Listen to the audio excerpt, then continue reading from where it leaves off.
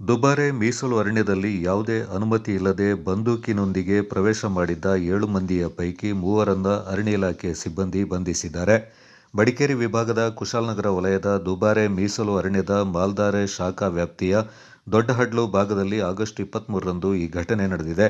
ದೊಡ್ಡಹಡ್ಲು ಹಾಡಿಯ ಸಮೀಪದ ಮೀಸಲು ಅರಣ್ಯಕ್ಕೆ 7 ಮಂದಿ ಯಾವುದೇ ಅನುಮತಿ ಇಲ್ಲದೆ ಬಂದೂಕಿನೊಂದಿಗೆ ಪ್ರವೇಶಿಸಿರುವ ಬಗ್ಗೆ ಖಚಿತ ಮಾಹಿತಿ ದೊರೆತ ಹಿನ್ನೆಲೆ ಮಾಲ್ದಾರೆ ಶಾಖೆಯ ಉಪವಲಯ ಅರಣ್ಯಾಧಿಕಾರಿ ಹಾಗೂ ಸಿಬ್ಬಂದಿ ಕಾರ್ಯಾಚರಣೆಯನ್ನು ನಡೆಸಿದರು.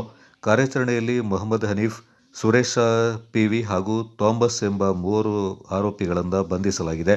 ಬಂಧಿತರಿಂದ ವಿಚಾರಣೆ ನಡೆಸಿ ಹೇಳಿಕೆ ಪಡೆಯಲಾಗಿದ್ದು, ತಪ್ಪಿಸಿಕೊಂಡು ಹೋದ ಇತರರ ಶೋಧ ಕಾರ್ಯ ಮುಂದುವರೆದಿದೆ.